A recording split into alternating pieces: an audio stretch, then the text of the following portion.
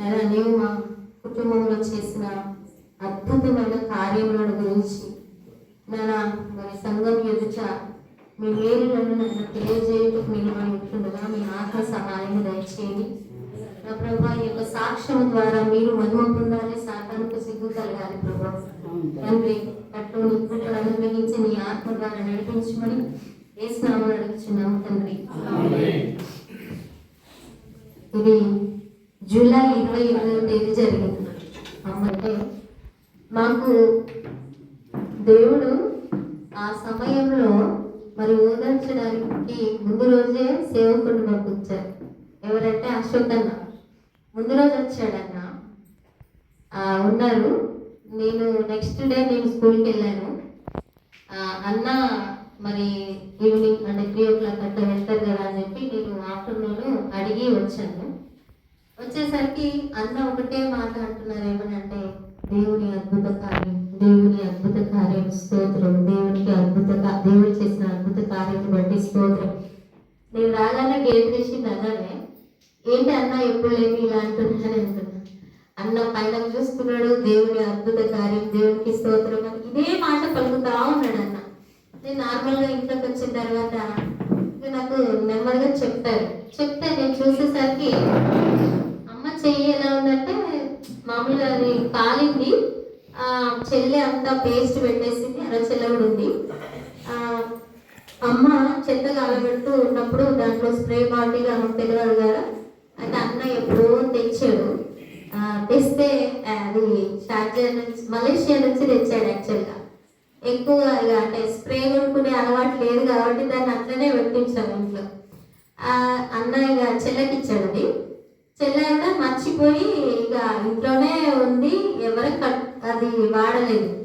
ఎన్నో రోజుల నుంచి ఉంది, ఎక్స్పైర్ అయిపోయింది, ఎందుకు అతను ఇచ్చినా కూడా అది ఇక పనిచేయదు అని పక్కకు పెట్టాం. ముందు రోజే నేను సురేష్ గారిని అన్నాను, చెత్త తీసుకెళ్ళాను, ఇది కూడా ఇద్దాను, గది కూడా ఎందుకు ఆగిపోద్దు అని అమ్మనే అన్నది.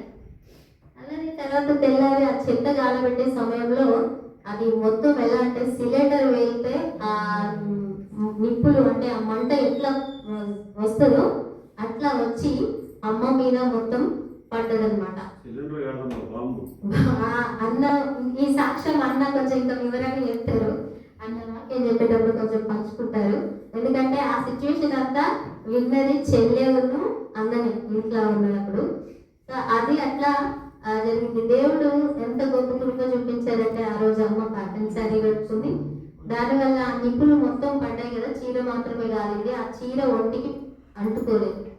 ఇంకా చెల్లె పేస్ట్ పెట్టి ఉంది కాబట్టి మండుతుంది అంటే ఎట్లుందమ్మా మరి హాస్పిటల్కి వెళ్దామా అంటే ఏం అవసరం లేదు, ఇప్పుడు కొంచెం మంట తగ్గింది అన్నది. తర్వాత సరే ఎందుకైనా మంచిదని సురేష్ గారు ఏం చేశారు అంటే డాక్టర్ గారికి చెప్పి పంపించారు. నేను కూడా అడిగి వచ్చేసిన ఇక మళ్ళీ 3 o'clock అట్లా. అన్న కూడా అప్పటికి ఎట్లయినా ఒకసారి హాస్పిటల్ తీసుకెళ్ళాలమ్మా అని అన్న కూడా నాతో చెప్పడానికి అన్న ప్రిపేర్ అయి ఉన్నారు.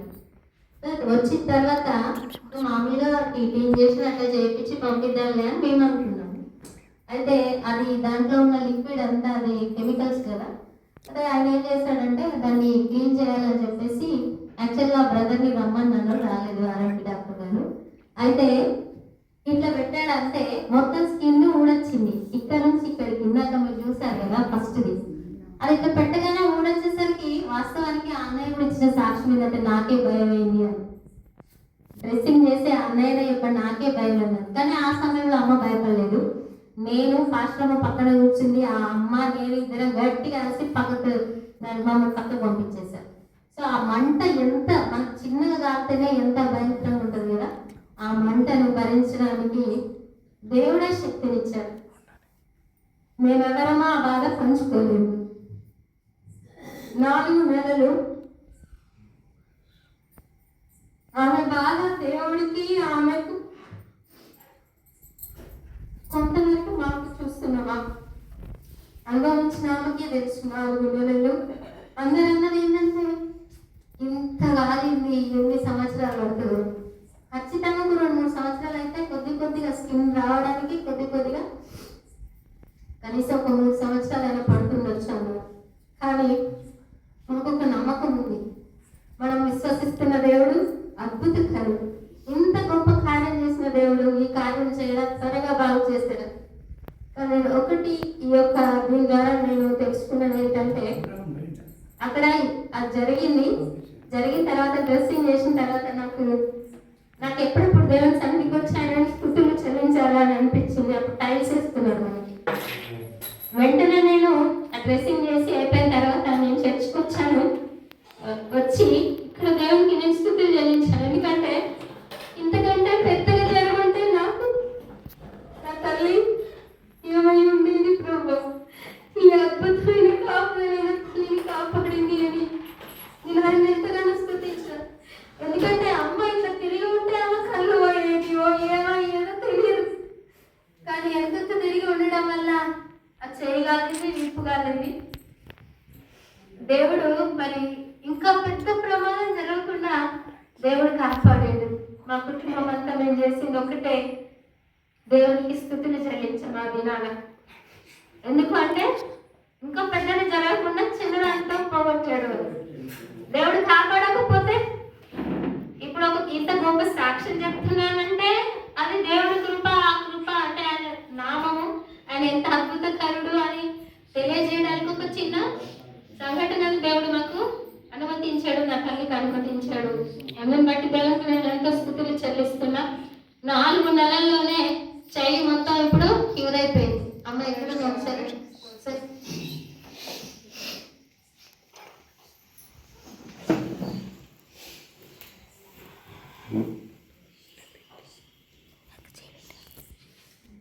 ఒక రోజైతే రూమ్ లో ఒక్కదాన్నే పెట్టి, ఎందుకంటే అది బాగా కాలింది కాబట్టి ఇన్ఫెక్షన్ అవుతుందని ఎవరి దగ్గర పోయే పరిస్థితి లేదు.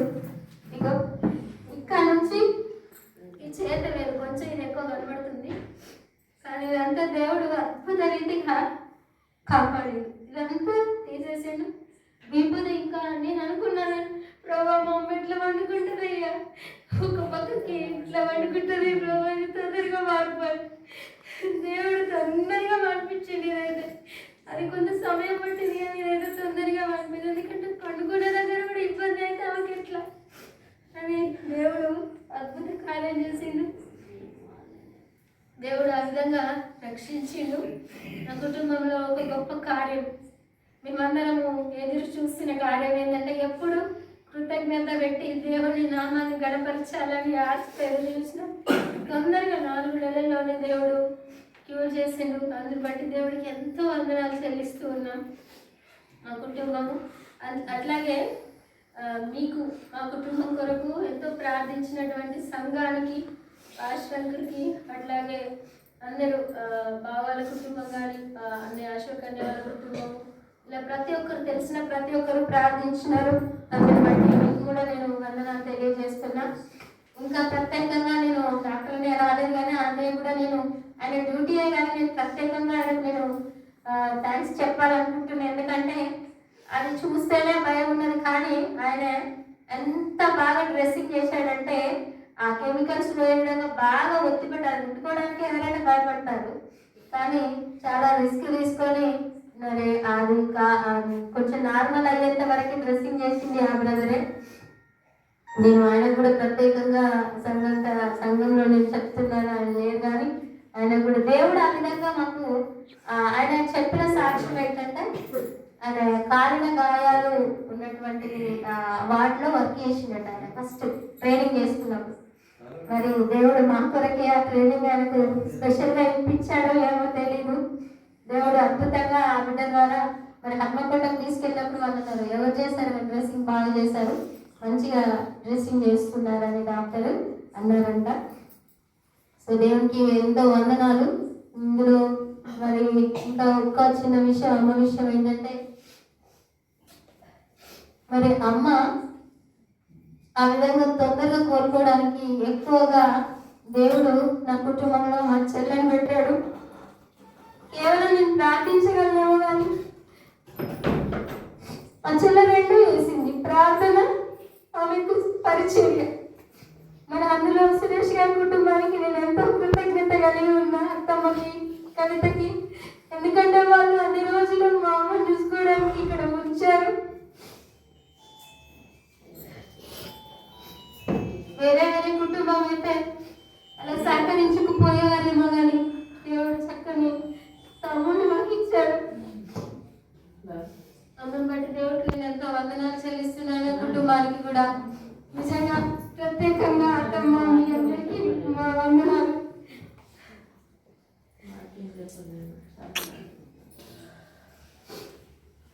ఇక దేవుని నామాన్ని బట్టి స్తుతిస్తూ ఉన్నాము.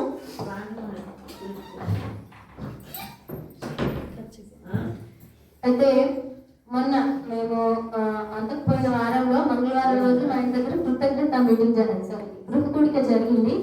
చాలా రోజుల తర్వాత అమ్మకు గాయమైన తర్వాత అదే ఫస్ట్ మీటింగ్ మళ్ళీ అప్పటి నుంచి. ఆ మీటింగ్ జరిగిన తర్వాత కాల్ చేసింది డాడీ. చేసి ఇట్లా కెనిబాబు అంటే పెద్దలుడు నీళ్ళలో పడ్డాడు, దేవుడు మరి కాపాడిందని మాట్లాడమని ఇచ్చినప్పుడు బయటకి నేను మాట్లాడినప్పుడు నేను భయపడ్డాను. కెన్ని అంటే లేదు, చిన్నోడు మాత్రం పడ్డాడు. ఆయన పడి కొట్టుకుంటా ఉంటే అందరూ చిన్నోడు బాగా భయపడ్డాడు. ఏం చేస్తామంటే ఇంకా వాళ్ళు చెప్తా ఉంటే నార్మల్గా మేము ఇంత ఊహించలేదు. మొన్న మళ్ళీ వీడియో చూసినప్పుడు దేవుడి గొప్ప కార్యము, ఆ బిడ్డను అంత సమయము దేవుడు కాపాడినాడు. అక్కడ ఆ సమయంలో చేతులు కాలు ఇక ఆ మధ్యలో ఉన్నాడు. ఆ సెక్యూరిటీ గార్డ్ వచ్చే టైంకి మీరు చూసారో లేదు, వెనుకకు ఈత కొట్టినట్టుగా వచ్చింది. ఆయనకి ఏం వెళ్ళదు అసలు. స్విమ్మింగ్ పూల్ గా వెళ్ళడం అనేది అప్పుడే మొదలయ్యింది. ఆ ఈత కొట్టడం కూడా ఆయనకు తెలియదు, కానీ దేవుడు ఆ జ్ఞానాన్ని ఇచ్చాడు, ఆ కాపుదలనిచ్చి ఆ బిడ్డను కాపాడాడు. మేము ఆ రోజు అనుకున్నాము దేవుడు నిజంగా ఎంత గొప్ప కార్యం చేశాడు, అందుకే ముందుగానే మన దగ్గర ప్రేయర్ సిద్ధం చేయించినట్టున్నాడని మేము అనుకున్నాము. తర్వాత శనివారం రోజు సుశీల వాళ్ళ ఇంట్లో కృతజ్ఞత మీటింగ్. నేను ఇంకా బైబిల్ పట్టుకొని మీటింగ్ వెళ్ళమంటే బయటకు వస్తే వాళ్ళ కాల్ చేసి చాలా ఏడుస్తాం. ఏం జరిగింది అని అంటే ఇంకా విషయం చెప్పింది, ఇట్లా నీళ్ళలో పడింది అంటే మధ్యాహ్నం నీకు కాల్ చేసినప్పుడు నార్మల్గా పడిందంటే అసలు ఎందుకు ఇట్లా జరుగుతుంది, మొన్ననే కదా 4 days బ్యాక్ పెద్దోడు పడ్డాడు, తర్వాత ఈ పాప పడింది, అసలు ఎందుకు వదిలిపెట్టావు, ఏం జరిగిందంటే ఇక ఆమె ఏడుస్తూ ఉన్నా. సరే నేను హాస్పిటల్లో ఉన్నా మళ్ళీ చెప్తాను సార్ అనుకున్నా. పర్వాలేదు ఇప్పుడు బాగానే ఉందని చెప్పారు. మళ్ళీ ఈవినింగ్ టైం వరకు 6 వరకు అట్లా ఆమెకి వామిటింగ్స్ బాగా అవి అసలు ఆగట్లేదని చెప్పారనమాట. అసలు ఏమైంది పాప, ఎందుకు ఎప్పుడు ఎవరి దగ్గరికి వెళ్ళదు, అట్లా ఎట్లా వెళ్ళింది, అసలు అట్లా ఎక్కడ ఆ పాపను తీసింది, ఈ పాపను అంటే మా వదిన లాస్ట్కి వచ్చింది కదా, వచ్చినప్పుడు ఆ పాప సైలెంట్కి వెళ్తుందట. వీళ్ళందరూ ఊహించింది ఏంటంటే ఆ పాపనే కాపాడింది అనే దాంట్లో ఉన్నారు అందరూ. సరే ఎందుకైనా మంచిది సీసీ ఫుటేజ్ చూద్దామని చెప్పేసి వెళ్ళి చూసినప్పుడు ఇప్పుడు ఇందాక మనం చూసిన వీడియో అసలు మైండ్ ఆ రోజంతా అసలు ఒక 2-3 days వరకు కూడా మా గుండెలో ఒక రకమైనటువంటి పరిస్థితి. ఎందుకంటే ఆ చిన్న పాప దేవుడు అంత సమయం ఆ నీళ్ళలో ఉన్నా కూడా ఆమె ఎక్కువ నీళ్ళేం తాగలేదు, ఆమె కడుపేమీ ఉబ్బలేదు. ఆమెకు జస్ట్ ఇక చిన్న పాప కాబట్టి హాస్పిటల్కి తీసుకెళ్తే చెప్పినటువంటిది ఏంటంటే కొంచెం లంగ్స్లో అది కొంచెం ఆవిరిలాగా ఫామ్ అయింది అని చెప్పి ఒకరోజు అడ్మిట్ చేసుకొని ట్రీట్మెంట్ ఇచ్చి మళ్ళీ తెల్లవారి మేము నెక్స్ట్ డే వెళ్ళాం. ఆ రోజు నైట్ వెళ్ళడానికి కొంచెం కుదరలేదు. అంటే ఇక కొంచెం అందరం కలిసి వెళ్తే కార్ తీసుకొని వెళ్తే అక్కడ హాస్పిటల్ అడ్మిట్ చేస్తారు కాబట్టి అటు తిరగడానికి బాగుంటుంది అనుకుంటే కొంచెం ఇక మనకి అనుకున్న విధంగా డ్రైవర్ అందుబాటులో దొరకలేదు. తెల్లారు కూడా చాలా ఫోన్ చేయగా ఆఫ్టర్నూన్ వరకు దేవుడు సిద్ధం చేశాడు. ఆరాధన చూసుకొని వెళ్ళేసరికి ఈవినింగ్ వరకు ఆమెను తీసుకొని వచ్చారు. ఆమె వెళ్ళేలోపు వచ్చింది. అసలు ఆ పాపను చూసేంత వరకు కూడా ఒక్కొక్కరి హృదయాలలో ఎట్లుందంటే మీటింగ్ పిలిచారు కానీ నా మనసు అంతా అక్కడే ఉంది. దీపు కూర్చొని తినిపింది, ఇక్కడ కూర్చొని పిలుస్తాను. నాకేమో ఏముంది మా మనసులో వేరే అది కళ్ళ ఉంది. నాకైతే ఇప్పటి కూడా నా కళ్ళ మూస్తుంటే ఆ చిన్న కాలు ఇట్లా కొట్టుకోవడమే అనిపిస్తూ ఉంటుంది. దేవుడు ఎంత అద్భుతంగా ఆ పాపను కాపాడాడు. నిజంగా ఆ టైం ఆ ప్లేస్లో ఇంకెవరైనా ఉండుంటే పరిస్థితి ఏమై ఉండేదో కానీ మన దేవుడు అద్భుతకరుడు అని మరొకసారి రుజువు చేసుకోవడానికి ఆ పాపను కాపాడాడు. ఇంటికి తీసుకొచ్చిన తర్వాత మేము వెళ్ళేసరికి బాగా అసలు ఇక పెద్దలమే భయపడుతున్నాము. ఆమె వాటర్ అంటే స్విమ్మింగ్ పూల్ అనే మాట వింటే ఆమెకు ఒకలాంటి భయం అన్నట్టుగా. వెళ్ళేసరికి పాపని పడుకోబెట్టినప్పుడే మరి పడుకోయింది కదా మేము లేపలేదు, పోనీలో ఇప్పుడే హాస్పిటల్ నుంచి తీసుకొచ్చారు కదా అని ఊరుకున్నాము. కొద్దిసేపటికి లేచి అమ్మ వాటర్ స్విమ్మింగ్ పూల్ అని మా వదిన చేయి తీసుకొని నెత్తి మీద పెట్టుకొని ఇట్లా గజ అనుకుంటాము. పిలిచిన తర్వాత ఇంకా ఎట్లా ఉంటుంది ఇక తల్లికి అట్లా ఇక ఆమె ఏడుస్తూ ఉంది. మేము వెళ్ళిన తర్వాత దేవుడు మరి గొప్ప కృప ఏంటంటే తొందరగా బిడ్డ కోలుకున్నది. తర్వాత కొంచెంసేపటికి నా దగ్గరికి వచ్చింది. తర్వాత ఆమెకు కలగట్టున్నాను. నేను ఏం చేస్తా అంటే రోజు ఫోన్ చేసినప్పుడు ఒకటే మాట అంట, కీర్తన కళ్ళు మూసుకొని ప్రేర్ చేస్తాను అనగానే టక్క బిడ్డ వచ్చి కళ్ళు మూసుకుంటుంది. ఒకటే మాట ప్రార్థన చేస్తాను, దేవా కీర్తన దీవించి ఆశీర్వించి అంట. ఇంతే, ఈ 2 మాటలే అని వేసినామని అడుగుతున్నాను తండ్రి అంటే ఆమె ఎక్కడున్నా కీర్తన కళ్ళు మూసుకో అనగానే చూస్తుంది అనమాట, వీడియోలో చూడకున్నాడు. ఇంకా అట్లా ఆమె భయపడతా ఉంటే కీర్తన కళ్ళు మూసుకోరా ప్రేర్ చేస్తా అని నేను ఇట్లా అంటాను. ఆమె ఏడుస్తాను బాగా, అది గుర్తుకొచ్చి ఏడుస్తాను. వాళ్ళ అమ్మ దగ్గర ఉంటలేదు, ఎవరి నన్ను చూడలేదు. నేను వచ్చి ఇక్కడ పక్కకు నిలబడిన తర్వాత నన్ను చూసి వాళ్ళ అమ్మ దగ్గర నుంచి నా దగ్గరికి వచ్చింది.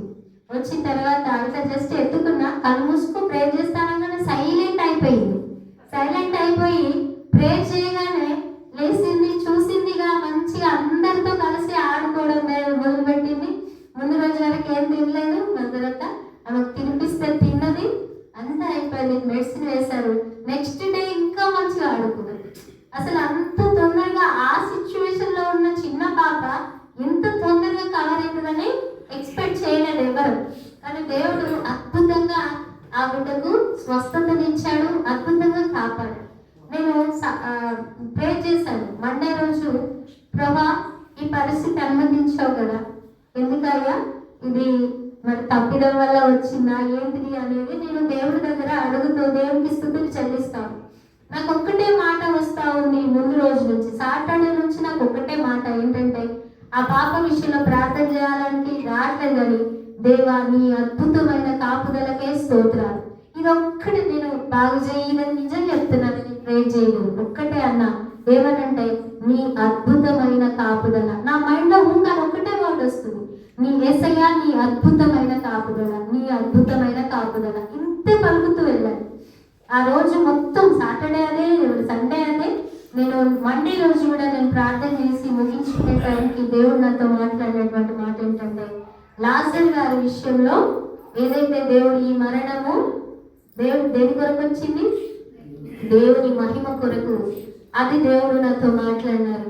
ప్రభువా నిజమే తండ్రి, ఆ బిడ్డ ద్వారా నీకు మహిమ వచ్చింది, ఆ చిన్న బిడ్డను ఏర్పాటు చేసుకున్నందుకు వందనాలయ్యా, నీ మహిమ తెచ్చుకున్నావు తండ్రి, నీకు స్తోత్రాలని ఇంకా స్థితులు చెల్లించాలి. అదే దినాన్ని వాళ్ళు కూడా అక్కడ కృతజ్ఞత మీకు పెట్టింది. ఇక్కడికి రావాల్సి ఉండగానే కొందరు కుదరలేదు, వాళ్ళు కూడా వస్తే అనుకున్నారు కానీ కుదరలేదు. నిజంగా దేవుడు ఎంత గొప్ప కార్యం మరి మా కుటుంబంలో చేశాడు. అసలు ఒక్క మాటలో దేవా నీకు స్తోత్రం అంటే ఇది తీరిపోయేది కాదు, ఆ గొప్ప మేలు. ఆయనను ఎంతగా ఘనపరిచిన, ఆయనకి ఎన్ని స్తుతులు చెల్లించినా తక్కువే.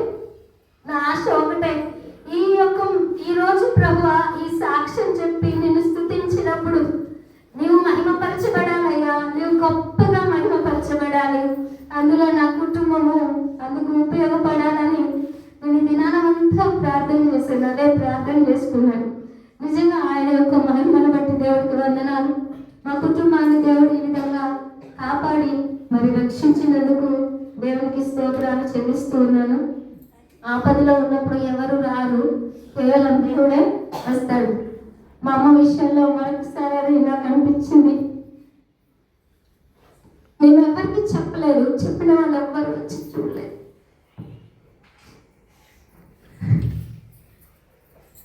నా అనుకున్న వాళ్ళు ఎవ్వరు రాలేదు. యేసయ్య మాత్రమే నా అమ్మతో ఉన్నాడు, మాతో ఉన్నాడు.